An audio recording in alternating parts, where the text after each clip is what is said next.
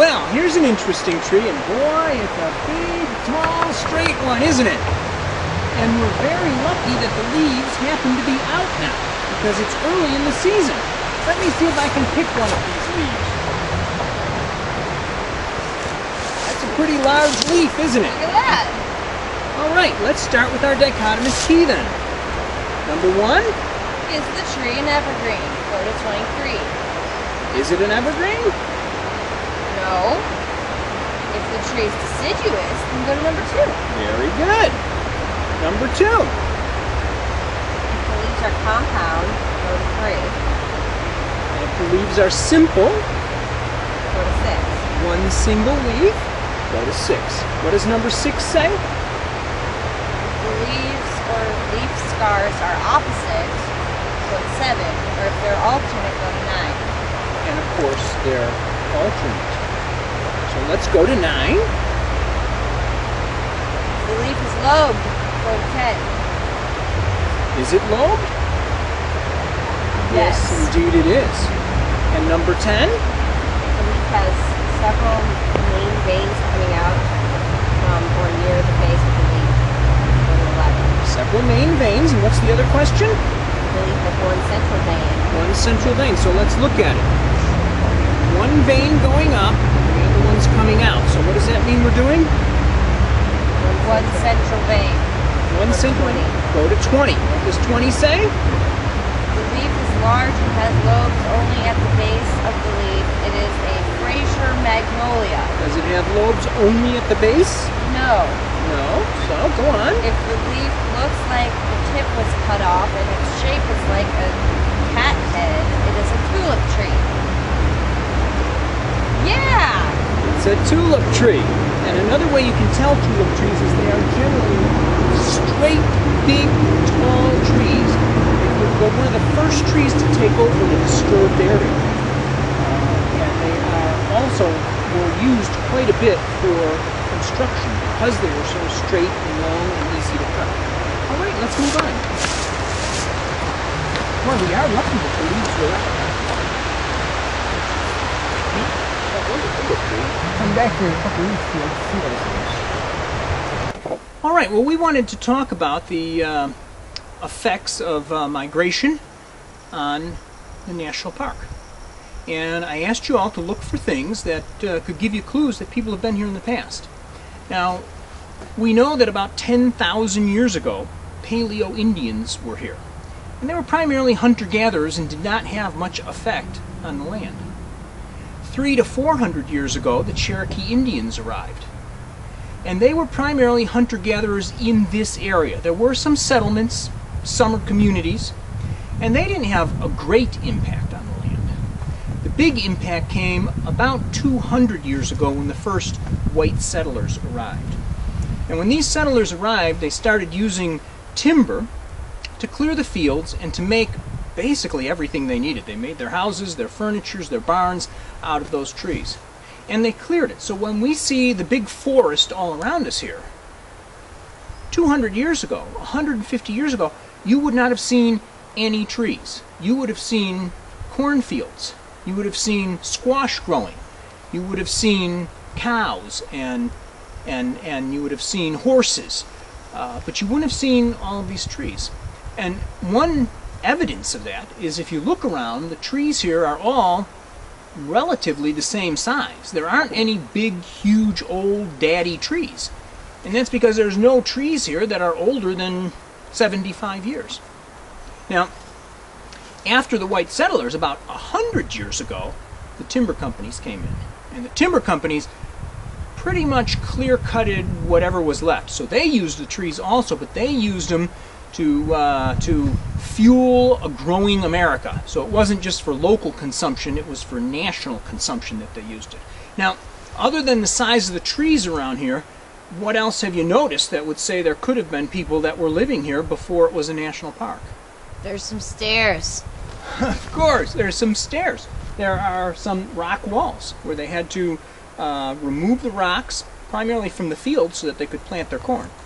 Anything else you notice? Anything else that's perhaps not indigenous to the area? Plants. These are yucca plants. Any place you see a yucca plant, you know that these were used as a decorative plant. If you see these, you know that there was a home site nearby. Another thing to look for are rock piles. Rock piles could be the sign of an old chimney site where there used to be a log cabin, or they could just be a rock pile of rocks that were moved so that the fields could be tilled for the corn. Well, let's keep moving on, and I want you to keep an eye open for signs of human civilization prior to this being a national park. Let's go. All right, well, that was a lot of fun. And now you went and have identified 6 additional trees, all on your own, and you've seen how really easy it is to use a dichotomous key. And dichotomous keys aren't just used for trees. You can use them for salamanders, you can use them for mushrooms, you can use them for flowers, you can use them for all vascular plants.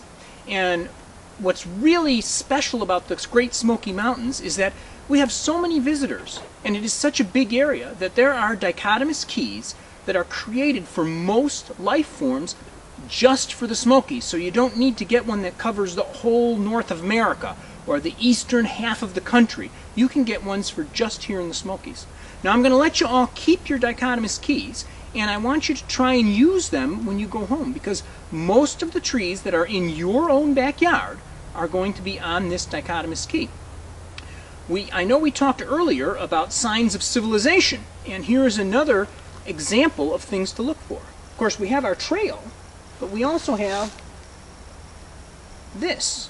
What does this look like? Old road bed. An old road bed, yes, that's exactly what it is. And you'll find old road beds all over in the park. So that's another sign that people were here before this was a national park. The final thing I wanted to talk about is we talked a little bit about the timber industry. Timber industry came in around the turn of the century and proceeded to clear about 3/4 of all of the trees in the entire national park were clear cut. Can anyone tell me something that is negative about the timber industry or logging in general? Can anyone tell me anything that's good about the timber industry and logging in general at the turn of the century here in the park?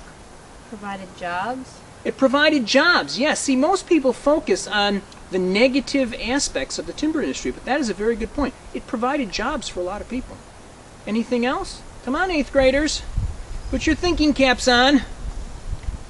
Good or bad about the timber industry?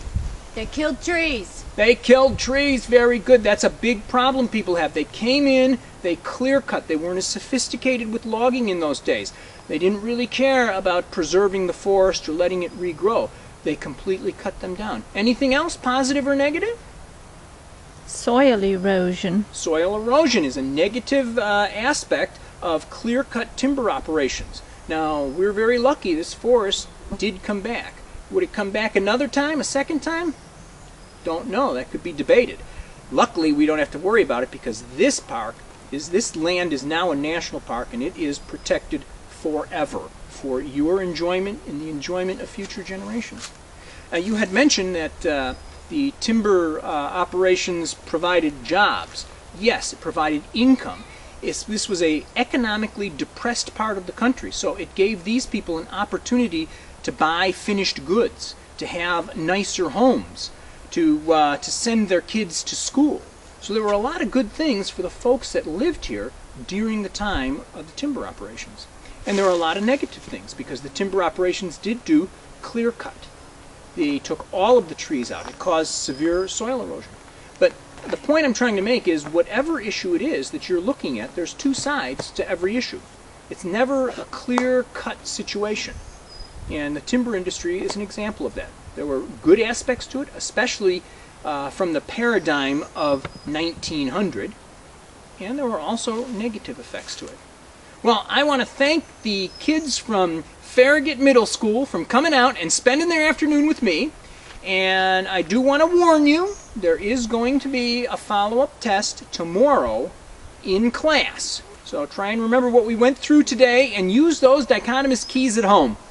Thank you very much, and have a safe trip back to school. Thank you.